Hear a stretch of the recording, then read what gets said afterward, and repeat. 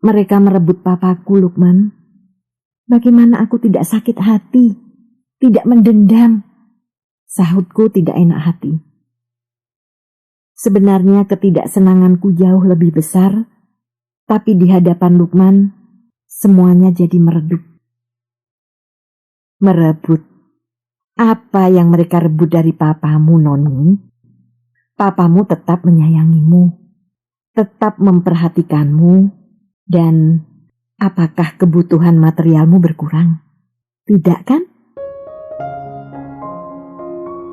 Selamat pagi, Alin. Selamat pagi, Ibu. Karya Tuti Nonka. Narator Hanifah Abu Marzuki.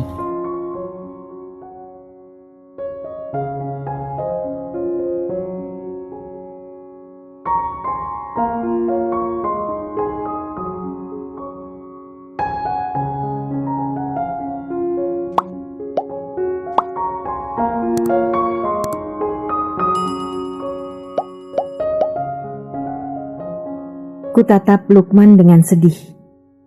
Apa yang harus kukatakan sekarang? Bencikah aku pada Lukman?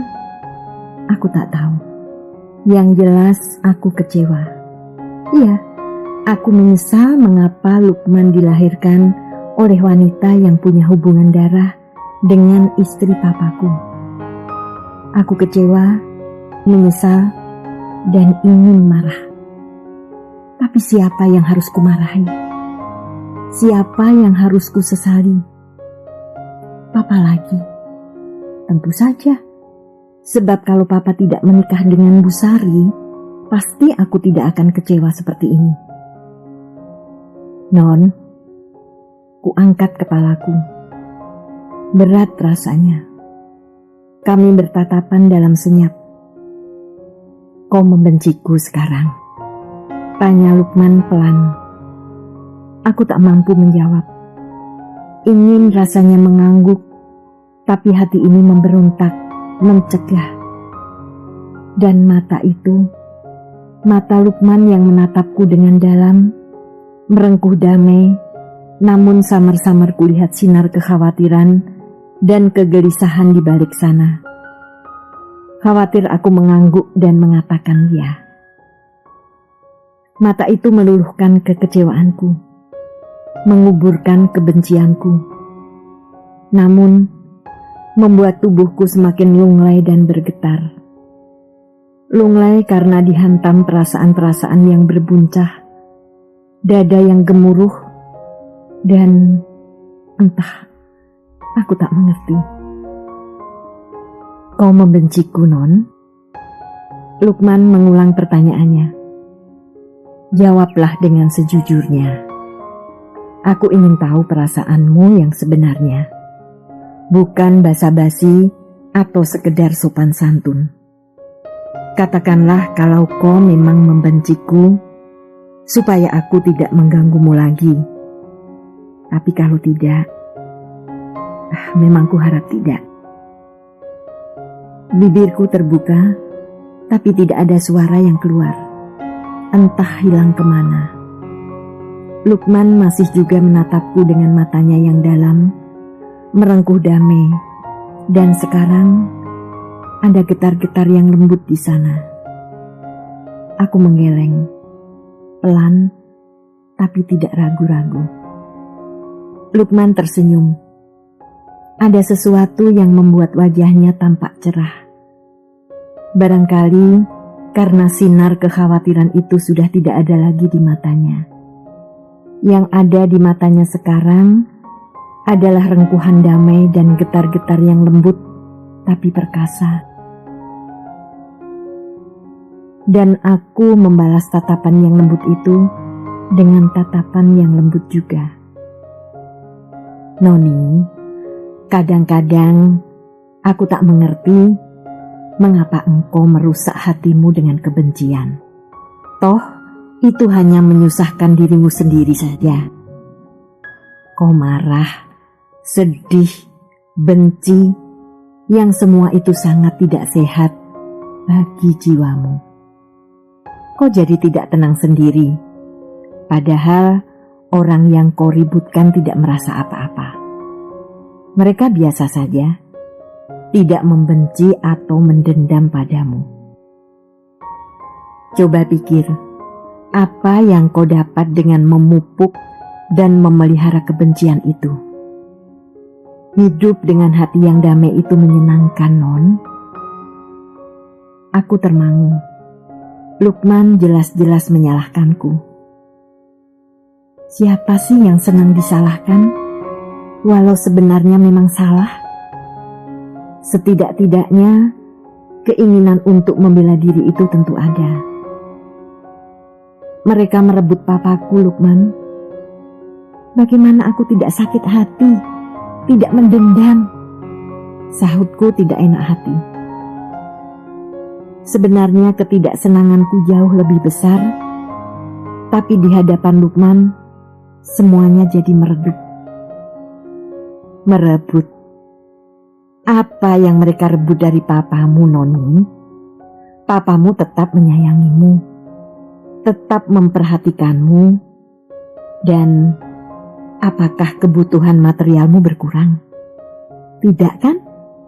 Noni, jangan terpaku pada peristiwa masa lalu. Jangan terbawa image yang ada dalam masyarakat bahwa permaduan itu pahit. Lihatlah apa yang ada sekarang. Renungkanlah, betulkah hidup yang diberikan papamu pahit? Bandingkan dengan papa teman-temanmu. Belum tentu mereka lebih baik dari papamu. Meskipun mereka hanya beristri seorang saja. Mataku terpaku menatap bibir Lukman yang berbicara. Kata-kata Lukman yang diucapkan dengan pelan, namun mantap dan pasti, menembus relung-relung hatiku yang paling dalam. Bagai percik-percik air yang mengalir tenang di atas anak-anak sungai yang jernih dan sejuk. Tidak beda denganmu, Alin pun membutuhkan papamu. Alin juga membutuhkan kasih sayang seorang papa, perhatian dan kehadiran seorang papa. Kalian sama-sama berhak atas papa kalian. Kau tidak punya saudara kan? Kenapa Alin tidak kau anggap sebagai saudaramu? Toh papa Alin papa kamu juga. Tidak jadi soal mamamu lain dengan mama Alin. Malah senang punya mama dua. Hidup itu nikmat, Non, asal kita tahu bagaimana cara menghayatinya. Lukman tersenyum menatapku. Beberapa saat kami diam. Aku tidak dapat membantah kata-kata Lukman. Secara logika dia memang benar. Tapi hati ini, dapatkah menerima walau pikiran membenarkan? Bicaralah, Noni. Jangan jadi patung bisu. Bantah pendapatku kalau kau tidak setuju. Kata Lukman mengusik kesibukan batin dan pikiranku. Ku tarik napas diam-diam, lalu bicara dengan hati-hati. Barangkali kau benar, Lukman. Tapi aku tak dapat melanjutkan kata-kataku. Aku mengerti perasaanmu, dan memang dibutuhkan waktu untuk dapat menerapkannya dalam hatimu. Tapi asal kau mau merenungi, percayalah, kau akan menemukan sesuatu yang menyenangkan, yang selama ini tak pernah kau rasakan. Aku akan mencobanya, sahutku pelan. Nah, gitu. Aku senang kau mau mendengarkan kata-kataku. Aku selalu mendengarkan kata-kata orang lain, meskipun tidak selamanya menuruti. Sahutku sambil tersenyum. Juga kata-kataku, hanya kau dengarkan, tidak akan kau laksanakan. Sudah kukatakan, aku akan mencobanya. Dan terima kasih untuk nasihatmu. Baru tahu aku, kau tidak kalah dengan kakekku. Lukman tertawa. "Noni!" Tiba-tiba terdengar panggilan Mama dari dalam. "Ya, Ma," sahutku cepat. Kutoleh Lukman. "Sebentar ya, Mama memanggil." Lukman mengangguk. Aku berdiri dan pergi menemui Mama di dalam. Mama sedang nonton TV di ruang tengah, sendirian. "Apa, Ma?" tanyaku. "Buatkan minum dong temanmu itu. Masa diajak ngobrol melulu? Ada risoles di lemari." "Lagi asik, Ma. Lupa." "Apa dia orangnya, Non?" tanya Mama pelan. Senyumnya terulas menggoda. Kurasakan wajahku mendadak jadi panas, barangkali kemerahan. Aku mengangguk kecil dan cepat-cepat pergi ke belakang membuat minuman. Siem sudah mendengkur jam-jam sekian. Barangkali kecapean. Kasian. Biar saja ia tidur. Aku tak ingin mengganggunya. Lukman tidak ada di kamar tamu ketika aku mengeluarkan minuman. Ngabur. Masa iya dia pulang tanpa pamit? Cepat-cepat ku kembalikan nampan ke dalam dan mencari Lukman di luar. Barangkali saja dia ada di sana. Betul. Kulihat bayang-bayang tubuhnya di taman, di antara rumpun bugenvil dan bunga-bunga anggrek. Tampaknya asik betul mengamati bunga-bunga yang ada di situ. Kudekati dia pelan-pelan. Kukira ngabur, kataku ketika sudah ada di belakangnya. Lukman membalik dengan cepat, lalu tersenyum ketika melihatku. "Memang mau ngabur? Membawa lari kamu?" Kok kira aku mau kau bawa lari? Kalau perlu, dipaksa, sahut Lukman kalem. Aku berdecak. "Kenapa mamamu, Non?" tanya Lukman sambil melangkah lambat-lambat, menyusuri jalan tapak yang disusun dari batu putih. Aku mengikuti langkahnya. "Kenapa?" tanyaku tak mengerti. "Kau dipanggil apa sama mamamu? Suruh aku pulang?" "Itu," aku tertawa. "Mama suruh aku bikin minuman untukmu. Itu, di kamar tamu." Kenapa aku berpikiran begitu? Lukman mengangkat bahu. Aku sering merasa gak enak kalau lagi dolan, yang punya rumah dipanggil-panggil mama atau papanya. Itu kan isyarat halus bahwa mereka tidak menyukai kedatanganku. Tapi mama gak apa-apa kok. Perasaanmu halus sekali ternyata. Memang, tapi jangan percaya begitu saja.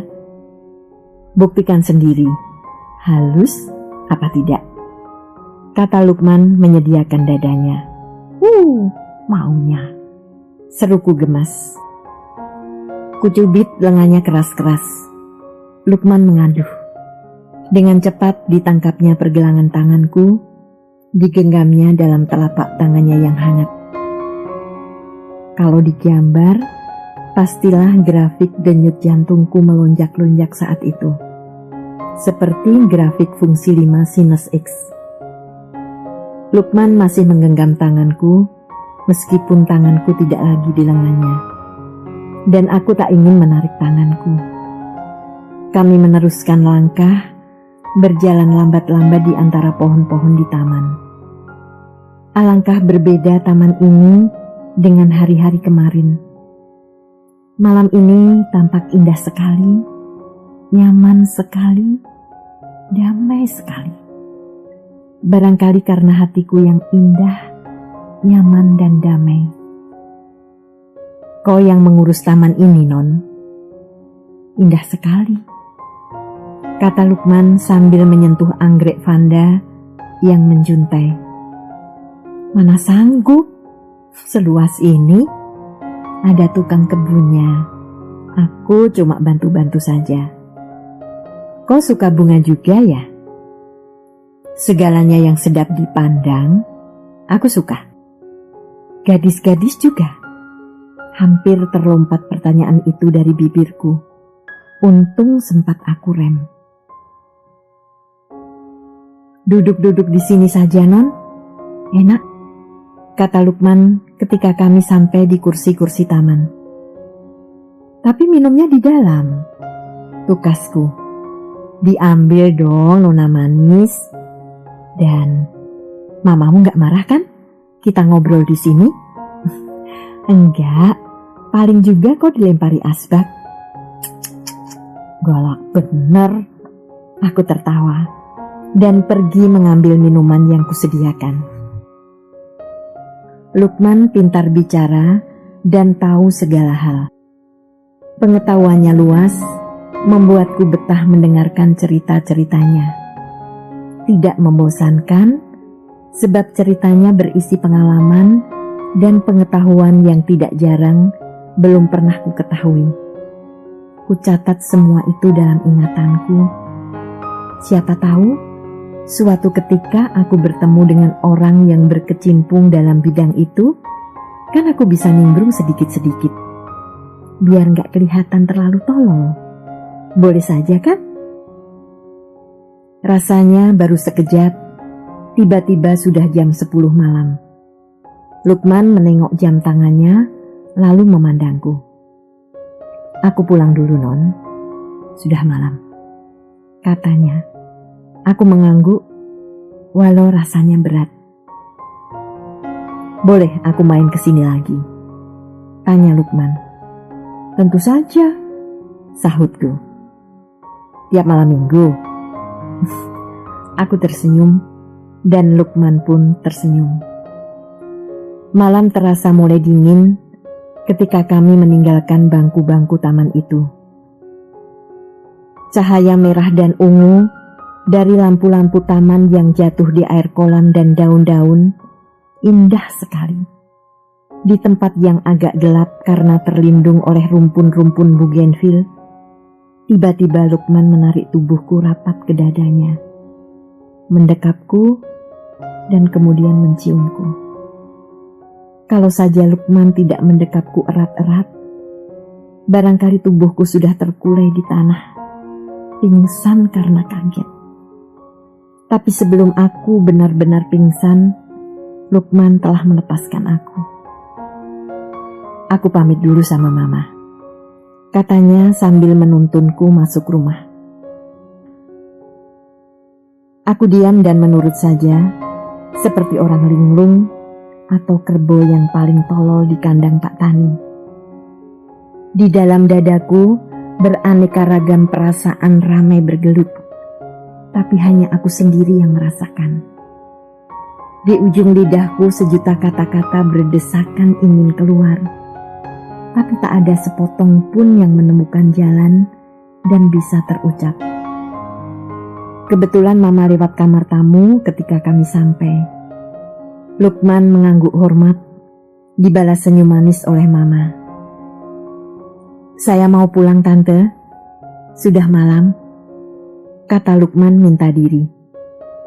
Ya, jangan kapok main kesini ya, sahut Mama dengan ramahnya. Tidak, Tante. Noni baik sekali kok. Mama tertawa disusul oleh Lukman, sementara aku tersenyum saja, malu. Lukman menoleh padaku. Aku pulang, Non. Lalu menoleh pada Mama. Permisi, Tante. Berbarengan kami mengangguk. Ya. Lukman berbalik, menancapkan kunci kontak motornya dan mendorongnya keluar halaman. Aku masih tetap berdiri di pintu sampai Lukman menghidupkan motornya dan melesat pergi sambil melambai padaku. Kubalas sekedarnya, meskipun hati ingin melambai lebar-lebar. Gelasnya, Non. Jangan ditinggal di taman. Banyak orang suka makan beling sekarang, kata Mama mengingatkan. Iya, Ma. sahutku, cepat-cepat pergi ke bangku yang baru saja kami duduki. Tertegun-tegun aku menatapi wajahku di cermin. Rambutku tetap rapi, bedakku masih rata, tapi aduh, lipstik yang kuoleskan tipis-tipis tadi sekarang tak kelihatan lagi. Ya Tuhan, Lukman, kok begitu mudah dia menciumku? Kenapa aku tidak menolak? Kenapa aku tidak memakinya? Paling tidak memperingatkan dia tidak boleh demikian ngawur. Aku memang mencintai Lukman. Sungguh-sungguh menyayanginya. Tapi seharusnya tidak secepat ini aku membiarkan dia menciumku. Apalagi Lukman belum pernah mengatakan bahwa dia pun mencintai aku. Lukman itu orang macam apa sebenarnya? Begitu juga yang diperbuatnya pada gadis-gadis lain. Terlalu betul. Barangkali dia cuma mau mencoba aku gadis gampangan atau tidak. Aduh, aku jadi uring-uringan sendiri. Tapi tak ada gunanya. Terlambat sudah. Seharusnya tadi, waktu Lukman masih ada di sini. Aku mengutuk diriku. Mengapa waktu itu begitu terkejut dan terpukul sehingga tidak sempat berbuat apa-apa. Bagaimanapun juga, Lukman harus tahu bahwa aku marah, bahwa aku membenci perbuatannya barusan. Ku ambil kertas surat dan ku tulis cepat-cepat. Ku serampang saja tulisanku. Jelek, biar.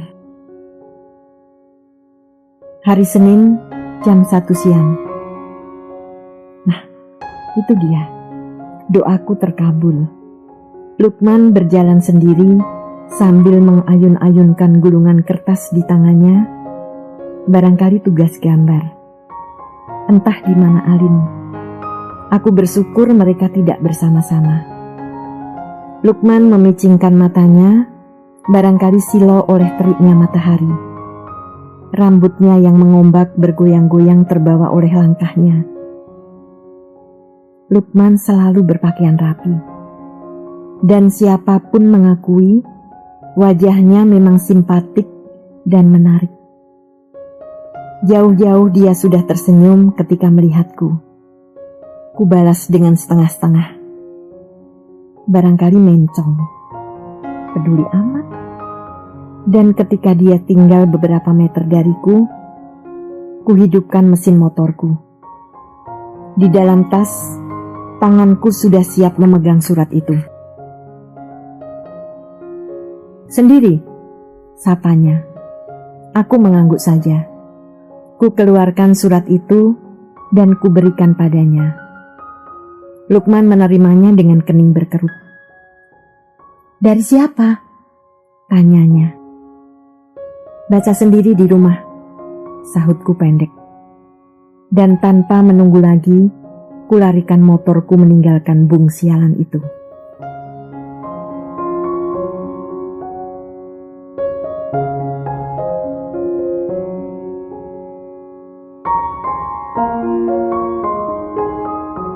Terima kasih telah menikmati cerita ini. Tuliskan saran atau komentar di bawah untuk memperbaiki channel ini. Jangan lupa tekan tombol subscribe, like, and share.